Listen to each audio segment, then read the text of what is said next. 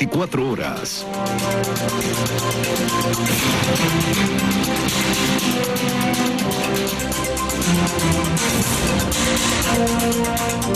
Y esta hora quiero darle la bienvenida en el estudio de los desayunos de 24 horas en Quito al presidente del Partido Socialista, Enrique Ayala Mora, miembro del Comité por la Institucionalización Democrática. Buenos días, gracias por acompañarnos. Muy buenos días.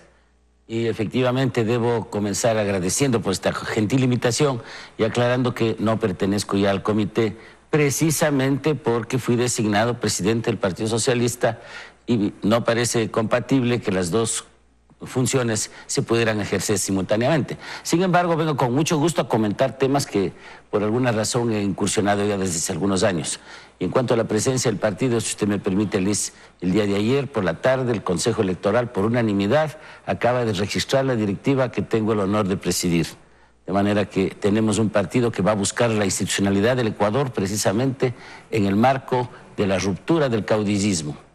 Bueno, usted me dirá... Bueno, y en ese marco de esa búsqueda de la institucionalidad del país, pues entra este tema también para el análisis, doctor, y es precisamente este proceso que se viene siguiendo. Hay esta propuesta de ir a una consulta popular para eliminar el Consejo de Participación Ciudadana, y ante eso, ese comité que dejó conformado, que esa idea quedó en marcha por el entonces doctor Julio César Trujillo, pues presentaron dos preguntas a la Corte Constitucional y ahora este organismo da luz verde haciendo algunas observaciones.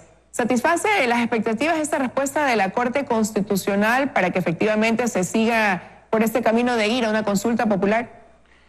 Efectivamente, creo que la Corte Constitucional ha tomado una medida absolutamente jurídica y correcta, es decir, que se puede hacer una enmienda constitucional por el mecanismo que ellos plantean, la consulta popular y luego la reforma tramitada como debe ser.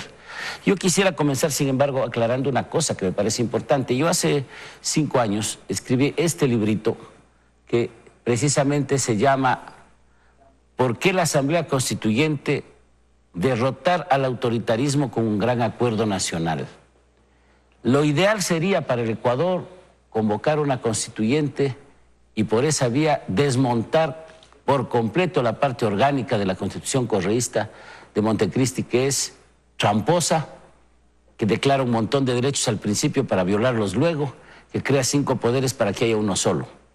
Pero esa constituyente tiene que plantearse, tiene que ser un proceso en el cual vaya preparándose consensos nacionales sobre diversos temas.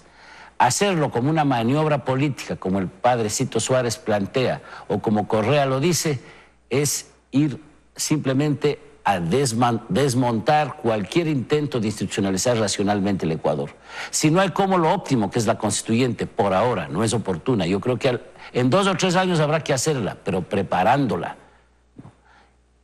Lo que hay que aceptar es la posibilidad de una reforma parcial. Y en ese sentido, la reforma parcial a mí me parece que no debe cubrir solamente la supresión del Consejo Electoral. Y correctamente el comité lo planteó en su momento, debe plantear también una profunda reorganización de la función legislativa, que también ha demostrado crisis. Por lo tanto, las dos cosas vienen juntas, suprimir el Consejo y reorganizar la función legislativa con un Senado de la República, con una Cámara Alta, electa, con condiciones especiales que permitan precisamente que se dividan funciones. La Cámara Baja legisla y hace control político, la Cámara Alta hace altos nombramientos del Estado y controla, revisa la legislación que ha hecho la Cámara Baja. Además, la propuesta adicional me parece que debe ser enfatizada. Incluso teniendo 2 cámaras van a haber menos legisladores, va a ser más barato mantener una Asamblea Nacional, un Parlamento en esas características. Y desde luego, un asunto básico, importante, fundamental, es que no se puede volver al reparto de medianoche, al reparto de la víspera de todas las funciones del Estado sin rendir cuentas ante el país. Hay que mantener el esquema de concursos, de oposición pública, para que cuando se haga el Senado, haga las nominaciones, las haga en forma precisamente al frente del Ecuador, con oposición, con posibilidad de saber a quién nombra y no de un día para otro. El concurso no fue un invento correísta, fue una conquista del pueblo cuando se tumbó a la Piche Corte. Hay que mantenerlo. Y por último, si usted me permite, la siguiente pregunta es también muy importante. en la medida en que se plantea la independencia de la Fiscalía. La fiscal está haciendo un excelente trabajo, pero está siendo detenida, boicoteada por toda la cantidad de gentes, no todos, desde luego, hay mucho profesional ahí de valía, pero por la cantidad de gente que es un lastre, el correísmo que no permite funcionar a la Fiscalía. Entonces yo creo que hay que declararla independiente y mientras tanto pedirle al Consejo de Participación Ciudadana que intervenga, al Consejo de la Judicatura, que intervenga en el tema de los nombramientos de la Fiscalía para garantizar transparencia en este país. Bueno, y refiriéndonos un poco al primer punto que usted mencionaba, esta reestructuración de la Asamblea que se convierta en un poder legislativo bicameral con una Cámara de Senados y donde hay una Cámara Baja, como usted mencionaba, en ese punto la Corte se pronunció porque había un planteamiento ya específico en ese sentido y se decía que quienes integren ese Senado no tengan 18 sino 21 años, por ejemplo, en otro sentido que tengan un título de tercer nivel y además una experiencia de 10 años dentro del campo, pero estos son puntos que la Corte más bien no aprobó, dijo que no se aprobaría que entraran dentro de una reforma parcial, porque considera que ahí habría una regresión de derechos y de garantías. Con este cuestionamiento por parte de la Corte en ese sentido, ¿qué tan efectiva puede llegar a ser entonces la implementación de esta medida manteniendo las cosas tal y como están? Es decir, que pueda ser copada por un ecuatoriano que tenga 18 años, que no tenga pues un título de tercer nivel. ¿Cómo garantizar esa efectividad en caso de que se dé paso, digo, a una reestructuración y que vayamos a una asamblea bicameral? Bueno, yo creo que ahí hay que distinguir dos cosas. En primer lugar, que la Corte efectivamente ha dado paso a la posibilidad de que se haga esta profunda reforma de la función legislativa, no solamente que se suprime el Consejo de Participación Ciudadana. Esto es muy importante. Y en segundo lugar, claro, ha puesto algunas salvaguardas diciendo que algunos temas restringen. A mí me parece que el tema de poner un título no es una restricción, es una garantía para la ciudadanía. A la larga, las garantías son para la mayoría de la ciudadanía, para la República, más que para las personas individuales. No se está quitando ningún derecho a una persona en ese sentido, es mi opinión. Lo mismo con la edad. Es evidente que un Senado debe tener personas de mayor edad, como en todos los países del mundo, porque les aclaremos una cosa. Consejo de Participación Ciudadana y Asamblea Nacional Única hay solamente en Venezuela y Ecuador. Los seguimonos de Venezuela hicieron este disparate de ponerse en engendro del Consejo de Participación, así llamado de Participación Ciudadana. Cámara del Senado o Cámara Alta y Cámara Legislativa, Cámara Baja, Asamblea, Cámara de Diputados, como quiera llamarse, hay en más de 100 países del mundo. Entonces tenemos que ir a una lógica democrática que se ha desarrollado prácticamente en toda la faz de la tierra.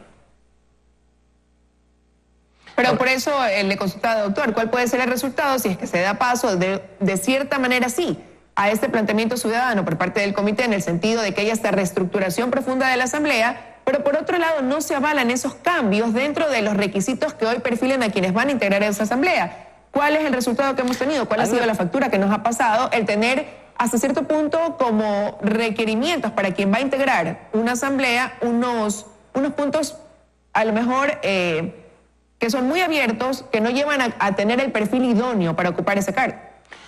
Bueno, en primer lugar yo creo que hay que aceptar que algunas de las condiciones que se ponen pueden ser una restricción de garantías. Algunas, pero otras no. Son condiciones naturales y democráticas que existen en todos los países del mundo.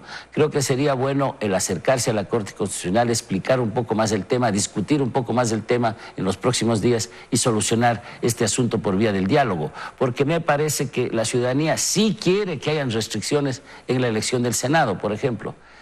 Eso es evidente. Entonces, lo que hay que hacer es conversar y discutir. Ahora yo quiero decirle una cosa que está un poco fuera de su pregunta, pero que es muy importante. Es importante cambiar la Constitución, es importante suprimir este Consejo de Participación Ciudadana y reformar la legislatura, reformar la legislatura radicalmente, pero también es importante que esto no nos aleje de temas básicos en el país. Un plan genuino de generación de empleo que no restrinja derechos de los trabajadores es básico. Una acción real, efectiva, por la seguridad ciudadana. Este país se ha vuelto uno de los más inseguros del continente. También es importante plantearse una reforma radical, primero sabiendo sincerando las cifras del Seguro Social, es básico. Es decir, no vamos a unilateralizar los problemas del Ecuador. El Ecuador, para institucionalizar verdaderamente, necesita efectivamente crecimiento del empleo, necesita seguridad, necesita un IES que realmente responda a la naturaleza última de sus funciones, que es proteger a la ciudadanía, a los trabajadores del Ecuador. En definitiva, esto no es, la institucionalización del país no puede reducirse a esta consulta solamente, sino a ampliar una serie de otras posibilidades de que el Ecuador busque un camino en el cual las reglas sean claras y a la larga la ciudadanía, la gente común y corriente salga beneficiada. Bueno, y en esos temas, ahí precisamente hay todavía una asignación pendiente por parte de la Asamblea. Su receso legislativo deberían tratarse ya reformas que están pendientes, como digo, como son la reforma laboral, la reforma tributaria, que aportan a esos temas que usted ha hablado en cuanto a la estabilidad en el sentido para generar empleo. Y por el otro lado, dentro de la seguridad, pues también están algunas reformas en debate que ellos deberían aprobar, además de estos planes que se están firmando entre el Ministerio de Gobierno y gobiernos seccionales. Primero, ¿eso podría dar ya alguna luz de que se va a empezar a caminar por estas vías que necesitamos? Hay que acelerar esos procesos, pero le insisto, flexibilización laboral en un país en donde las leyes laborales son complicadas, bienvenida, pero que eso implique restricción de derechos y sobre todo contratación de gente sin garantías mínimas no es lo correcto. No se puede hablar de generar empleo restando derechos de los que ya están trabajando. Eso es fundamental, eso yo creo que hay que hacerlo entender al país, que no se puede, y ahí sí hay más graves restricciones de derechos todavía que en lo que habría en la consulta, por si acaso. Más graves restricciones de derechos. Tendría que pronunciarse la Corte Constitucional también sobre este punto.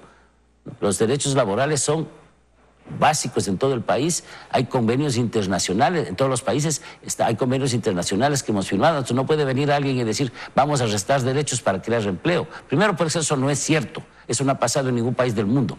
Y segundo, porque ahí sí se están restringiendo derechos, lo cual no quiere decir que no haya que hacer reformas laborales, son fundamentales, pero consensuadas, modernizando el sistema laboral ecuatoriano. En algunos casos es engorroso, anticuado, absolutamente cierto. Y en cuanto a la seguridad es una de las garantías fundamentales de la sociedad. Mucho más importante que los legisladores tengan 18 o 21 años es que la gente pueda transitar por las calles seguras, que los niños que ahora van a volver en la sierra y al sistema educativo precisamente puedan ir sin la preocupación de que pueden ser o atropellados o secuestrados o maltratados. Es decir, hay una serie de cuestiones básicas y en cuanto al seguro social también es fundamental.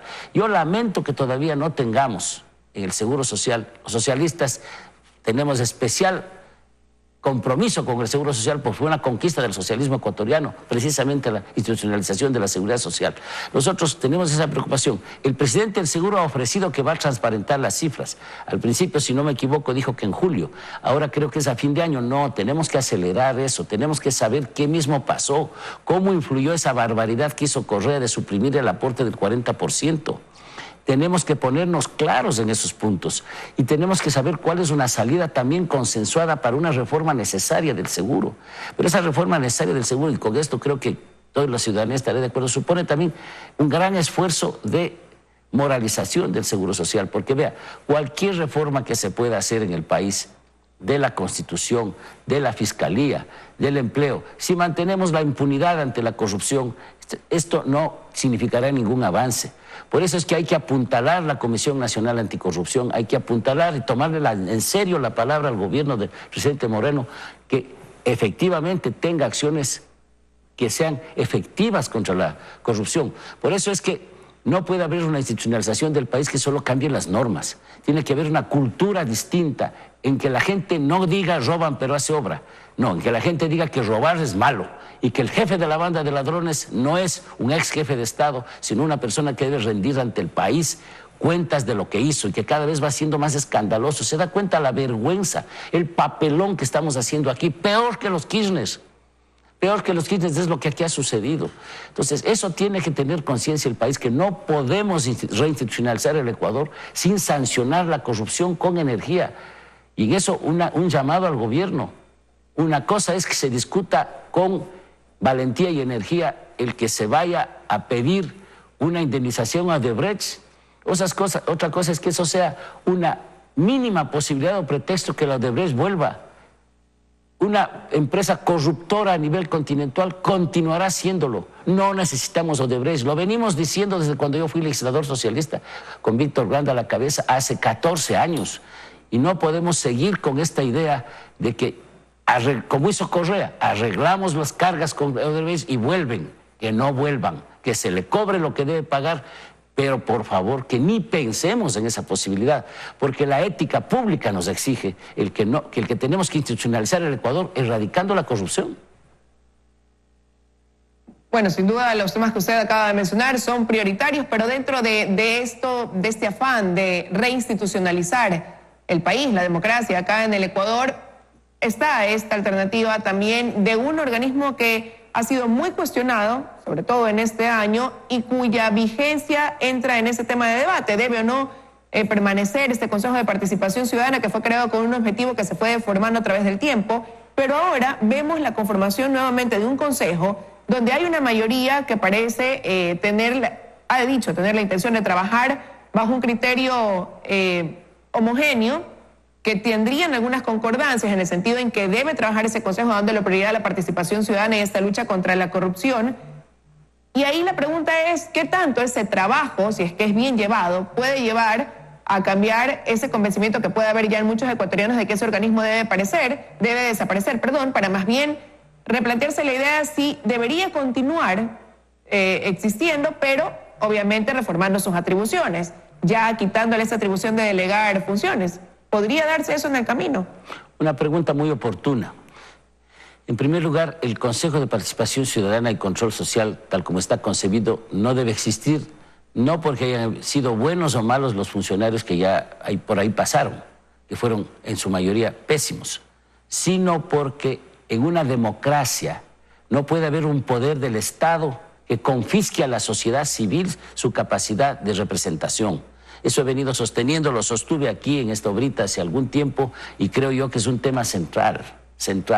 No se puede pensar, y esto es básico, no se puede pensar que el Estado, por cualquier forma, aunque sea por estas elecciones caóticas, fue una ruleta, nombre a quien representa a la sociedad. La sociedad se representa a sí misma a través de los sindicatos, los colegios profesionales, las cámaras de la producción, los clubes deportivos, los clubes culturales, etc. La sociedad está organizada. Esa organización social tiene que enfrentarse vis a vis con el Estado.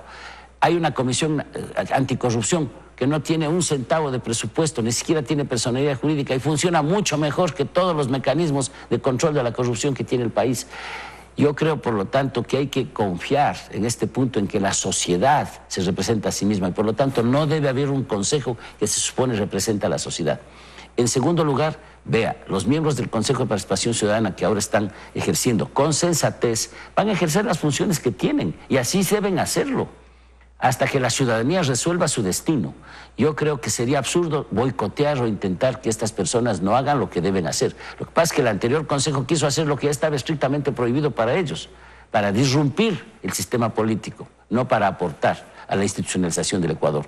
Entonces, yo tengo la impresión de que si ese Consejo cumple su tarea, les felicitaremos a los ciudadanos y ciudadanas que lo integran, pero en mi caso al menos no cambiaremos de opinión. Ese organismo no debe existir. Debe ir a un esquema de representación ciudadana abierto. No puede existir un organismo, un poder del Estado que represente, desquee a la ciudadanía cuando la ciudadanía tiene organismos que los representan. Las federaciones estudiantiles representan a los estudiantes, las organizaciones de profesores representan a los profesores, la Federación Médica representa a los médicos. Esa es la sociedad civil organizada que debe estar presente en el nombramiento de los altos funcionarios a través del control que debe hacerse precisamente con los concursos y que deben participar en los cabildos abiertos, en las comisiones de la Asamblea Nacional. Es decir, hay un sistema de participación social indudable que no necesita mediaciones. Esa es una tesis que yo creo que hay que sostenerle con energía, porque es una tesis de la democracia ecuatoriana, de nuestras grandes tradiciones. El Ecuador tiene tradiciones democráticas, si no estamos fundando el Ecuador cada 4 años. Y una de esas tradiciones democráticas es que la sociedad civil se representa a sí misma.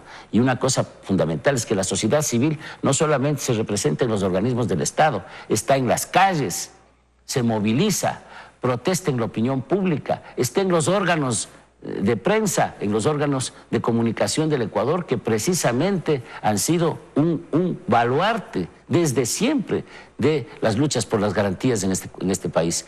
Esa es la sociedad civil que debemos respetar.